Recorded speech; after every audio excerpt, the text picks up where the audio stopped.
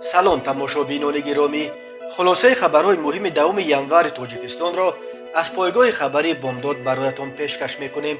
Шурӯъ мекунем аз як нигоҳи кӯтоҳ ба сархати хабари муҳими рӯз дар ин барнома. мулоқоти аҳмади масуд ва исмоилхон бо вазири толибон дар теҳрон, худкушии генерали пулис ва полковники амният дар Қазоқистон, кикиро, мубориза барои қудрат ва дигар фарзияҳои аводиси ахири Қазоқистон. дар гузашти ҳокими азиз, яке аз ситораҳои раддаи аввали телевизиони тоҷик.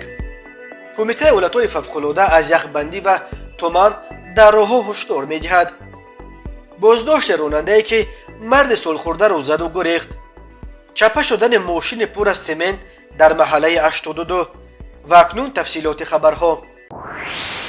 дар як сабти видеоӣ ки Билол Каримӣ, яке аз сухангӯёни толибон, рӯзи 2 январ дар Твиттер нашр кард, вазири хориҷаи ҳукумати толибон Амирхон Муттақӣ tasdiq кард ки зимни боздидаш аз Эрон бо Аҳмади Масуд, раҳбари ҷабҳаи муқовимати миллии Афғонистон, ва Исмоилхон, волии собиқи Ҳерот, мулоқот кардааст. Амирхон Муттақӣ бидуни ирояи ҷузъиёти нахустин гуфтугӯҳои толибон бо раҳбарони умдатарин ташаккули зидди ин ҳаракати тундрав гуфт. дар дидорашон дар Теҳрон аз ҳамаи афғонистониҳои муқими Эрон хостааст ки ба ватанашон баргарданд. Ҳисомиддин Чамс, волии собиқи Бодғис, ки низ дар музокироти Теҳрон иштирок дошт, ба шабакаи Афғанистан International гуфт, суҳбатҳои онҳо бо Муттақӣ пиромони масоили усуливу калидӣ буд, на бар сари тақсими мансабҳо. ӯ гуфт, ин музокирот дар Теҳрон бо ташаббуси вазорати хориҷии Эрон сурат гирифтааст. Ҳисомиддин Шамс ҳамчунин хабар додааст ки раванди музокирот бо намояндагони толибон бо роҳбарии Исмоилхон тақрибан 10 рӯз боз ҷараён дошт ва Исмоилхон ба гуфтугӯи ӯ пиромони масоили матраҳ дар ин гуфтугӯҳо бо Аҳмади Масуд ва дигар раҳбарони калидӣ дар дохил ва беруни Афғонистон доим дар тамос буд. мо дар Теҳрон бо Амирхон Муттақӣ 2 дидор доштем. дар ҷараёни ин дидорҳо мо пешниҳодҳои худро ироа кардем ки ҷониби толибон онҳоро хоҳанд омӯхт ва сипас посух хоҳанд дод, гуфтааст Исомиддин Шамс. аммо ӯ дар бораи муҳтавои пешниҳодҳо ягон ҷузъиёт надодааст. волии собиқи Бодғис вазу фазои ҷаласотро дар умум мусбат хонда гуфтааст, пешниҳодҳои онҳо асосан пиромони то куҷо омода будани толибон барои ташкили ҳукумати фарогир, риояи ҳуқуқи инсон ва озодиҳои инсонӣ, аз ҷумла ҳуқуқи занон ва озодиҳои матбуот буд. гуфтугӯҳо дар Теҳрон нахустин музокироти режими нави толибон бо ҷабҳаи муқовимати миллӣ ба раҳбарии Аҳмади Масуд аст. қаблан моҳи сентябр дар мулоқоти раисҷумҳури Тоҷикистон Эмомалӣ Раҳмон ва сарвазири Покистон Имронхон дар Душанбе тафовуқ шуда буд ки музокироти толибон бо ҷабҳаи муқовимат дар Душанбе доир карда шавад. Имронхон баъди бозгашташ ба Исломобод хабар дод ки рӯи ин масъала ба толибон фишор оварда истодааст. аммо раҳбарони толибон ба далели пуштибонии ошкорои ҳукумати Тоҷикистон аз Аҳмади Масуд ин пешниҳодро напазируфтанд. дар пайи эътирозҳои ахир дар Қазоқистон рӯзи 2 январ ҷасадҳои 2 афсари баландпояи пулис ва кумитаи амнияти миллии ин кишварро пайдо карданд. сардори пулиси вилояти Ҷамбул генерал Ҷаннат Сулаймонов бино ба хабарҳои расида худкушӣ кардааст. ин хабарро хадамоти матбуоти шаҳрдории Тарос, маркази вилояти Ҷамбул tasdiq карда гуфтааст, мутаассифона ин рост аст.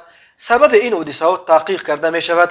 журналисти нашрияи Время Михаил Казачков дар телеграм-каналаш хабар дод ки баъди эътирозҳои ахир нисбат ба Ҷаннат Сулаймонов парвандаи ҷиноятӣ кушода буданд ва ба вай трибунал таҳдид мекард.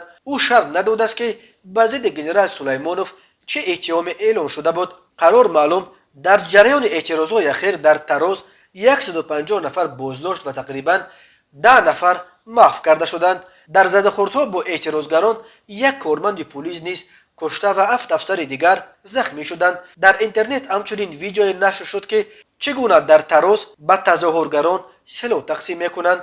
рӯзи 2 январ ҷасади полковники кумитаи амнияти миллӣ Азамат Ибраевро низ аз зери тирезаи хонааш дар пойтахт шаҳри Нурсултон пайдо карданд. хабаргузории РИА Новости хабар дод ки захмҳои бадани Ибраев баёнгари аз баландӣ афтодани ӯст. тавре пулис боян кард тирезаи манзили полковник Ибраев кушода будааст. тафтиши ин қазия низ шурӯъ шудааст. Азамат Ибраев аз афроди наздик ба раиси собиқи кумитаи амнияти миллии Қазоқистон Карим Масимов буд. Масимов рӯзи 5 январ аз мақом барканор карда шуд. روز 6 январ امروز چند نفر دیگر با اتهام خیانت به دولت به حبس گرفته شد. روز 9 январ پرزیدنت قاسم جمال توقایف دو معاون کریم مسیموف را نیز از وظیفه‌هایش برکنار کرد. خبرگزاری کاستاگ خبر داد که روز 9 январ یک پلکوونیک پلیس معاون سردار پلیس یکی از ناحیه‌های شهر الماتو نیز در جای کارش بر اثر سکته قلب جان باخته است. مرگ و میر این افسران بلندپایه در پی اعتراضهای گسترده در قزاقستان است که به حساب مقامات 164 کشته و بیش از 2200 زخمی به جا گذاشت. با اتهام اشتراک در بی‌ترتیبی‌ها بیش از 8000 نفر دستگیر شدند. در قزاقستان بر این باور دارند که رهبران برخی مقامات قدرتی به اعتراضگران کمک می‌رساندند. در جریان اعتراضهایی که تقریبا همه شهرهای بزرگ قزاقستان را فرا گرفت، تظاهرگران بناهای حاکمان 5 ولایت و شهرهای سمیعی را غصب کرده، همچنین فرودگاه و بنای دادستانی و دفترهای حزب حاکم نورتن و قرارگاه پرزیدنت را در شهر الماتو به دست آورده، هیکل پرزیدنت یکم کشور نورسلطان نظربایف را در تل قرغان از بیخ کردند. مقامات میگویند حال و وضعیت در قزاقستان پورا تحت نظارت گرفته شده است. بنا به خبرها در شهر الماتو تا حال صدای تیرپرانی شنیده می شود، ولی وضعیت در عموم تحت نظارت مقامات قرار دارد. آخرین اعتراضگران روز 8 январ در شهرهای ژنئازن و اختاو خانه به خانه پراکنده شدند.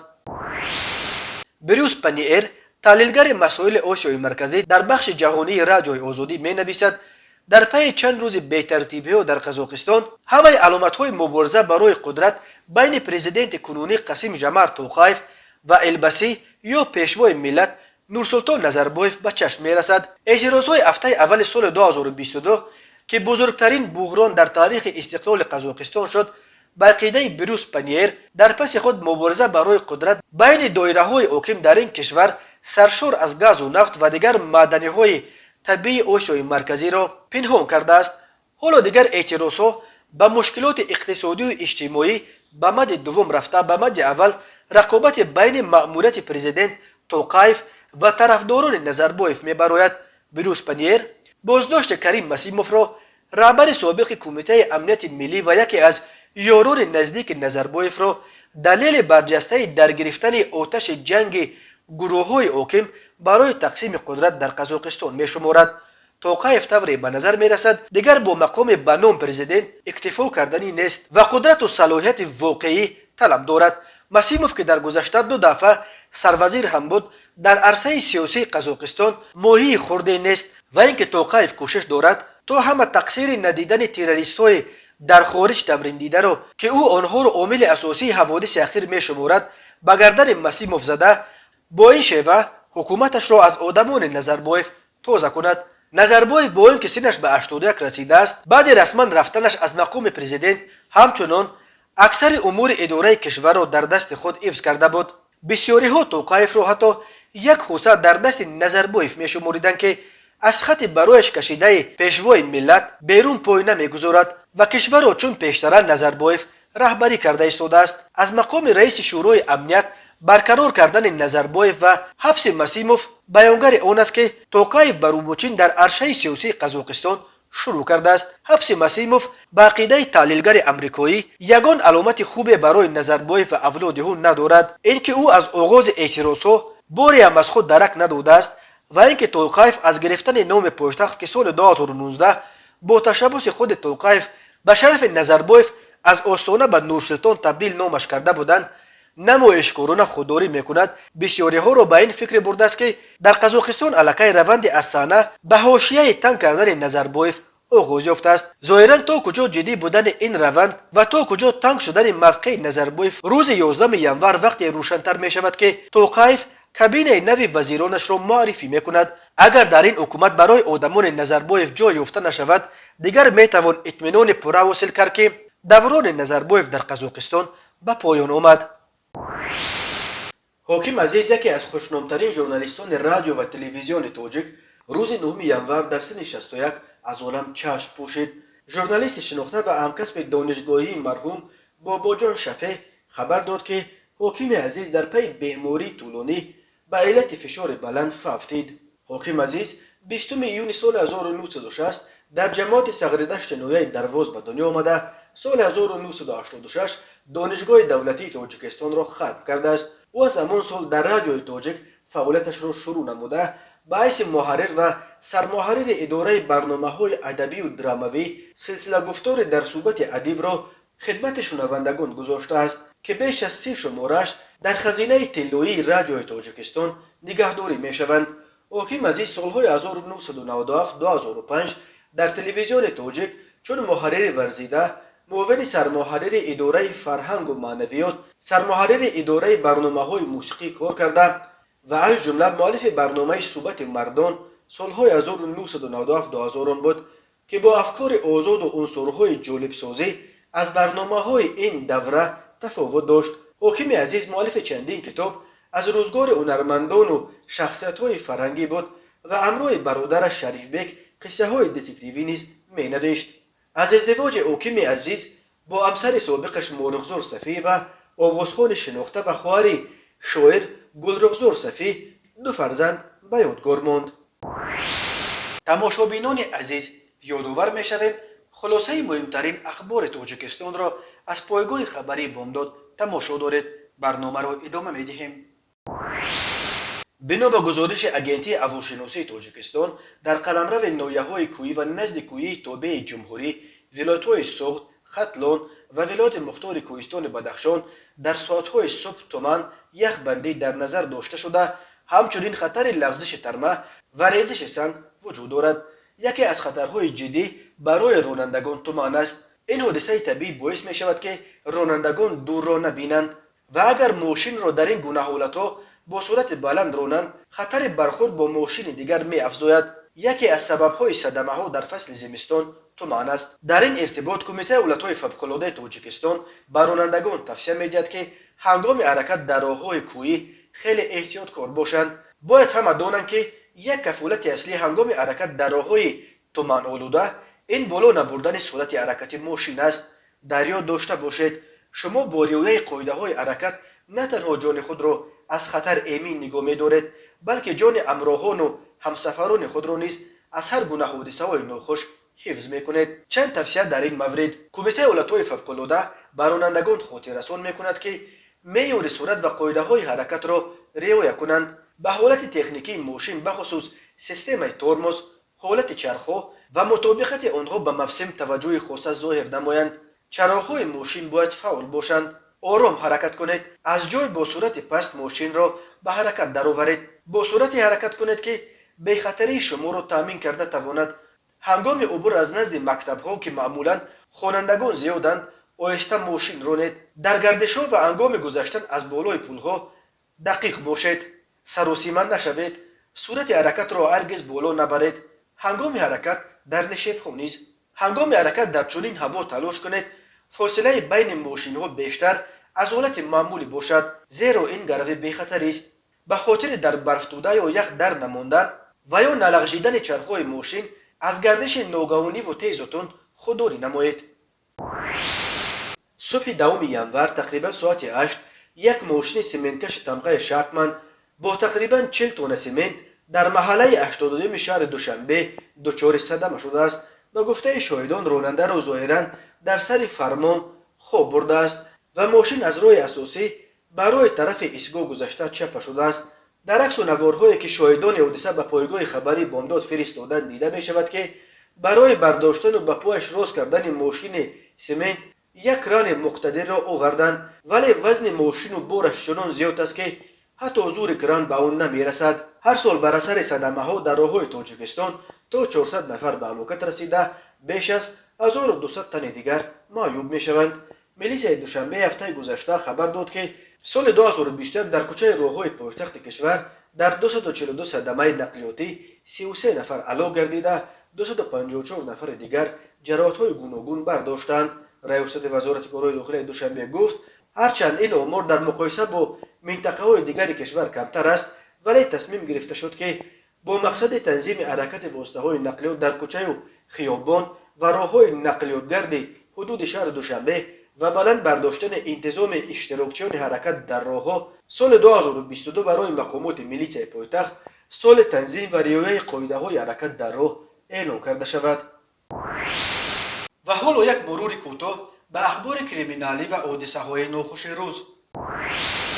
به شعبه وزارت کارهای داخلی یک در نوحه سینای شهر دوشنبه با عریضه زن 44 ساله ساکن پایتخت مراجعت نموده است که ماه ایون سال 2021 دو نفر زن 48 و 55 ساله ساکنان شهر دوشنبه با راه فریب و باوریش در آمده از او 600 گرم جواهرات گوناگون طلایی را که ارزششان 330,000 سامانی را تشکیل می‌دهد گرفته وعده دادند که مبلغش را در مدت کوتاه برمیگردانند، ولی تا حال مبلغش را برنگردانیدند. همین طریق به شعبه وزارت کارهای داخلی در نوحه سینا با عریضه مرد 32 ساله ساکن نوحه جیهون مراجعت نموده است که 12 ماه سال 2021 مرد 47 ساله ساکن پایتخت که پیش با ماده 247 کودکس جنایتی جمهوری تاجیکستان سود شده است با راه فریب و باوریش درآمده از او автомашин тамғаи Toyota Camry را به مبلغ 200,000 سامانی و باز مبلغ 50,000 سامانی گرفته وعده داده است که در خانه بلند آشیانه نوبنیاد در 12 آشیانه 78 از 7 متر کوادراتی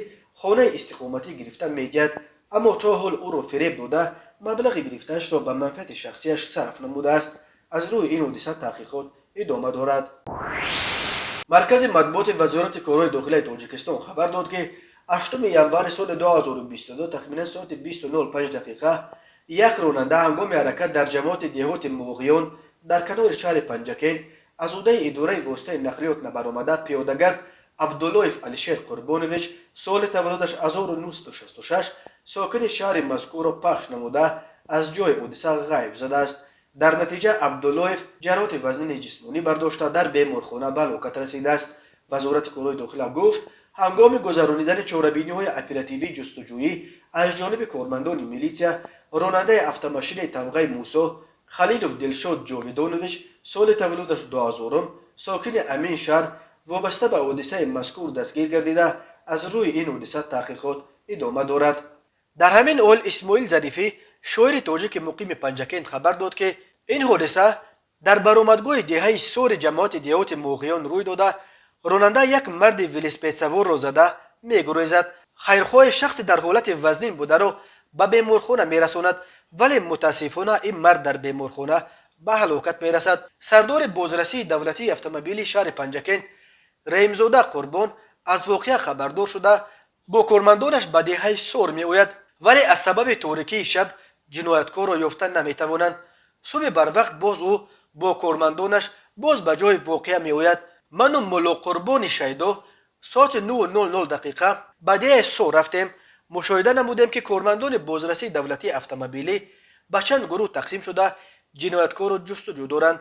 خود مردم دیهه تخمین میکردند که این مرد از ولسپید افتیده است و جنایت و جنایتکار موجود نیست. بعضی ها عیب را به سر مرده بار کرده اظهار می نمودند که مرحوم نوشیدن را دوست می داشت، ولی در ساعت 9:30 دقیقه علاقه رحیمزاده و کارمندانش جنایتکار را آشکار نمودند که یک ساکن خود دیهه سور بوده است.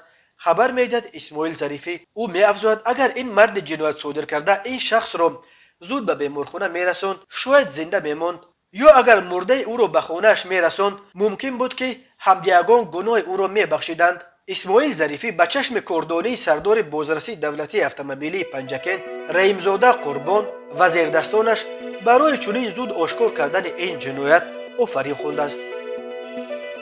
تماشابینان عزیز و گرامی، این بود مرور به خلاصه چند خبر مهم امروز تاجیکستان. خبر و گزارش‌های بیشتر از تاجیکستان و درباره تاجیکستان و اطراف آن را در سامانه پایگاه خبری بامداد در این نشانه پیگیری نمایید: www.bomdad.com. خوش باشید.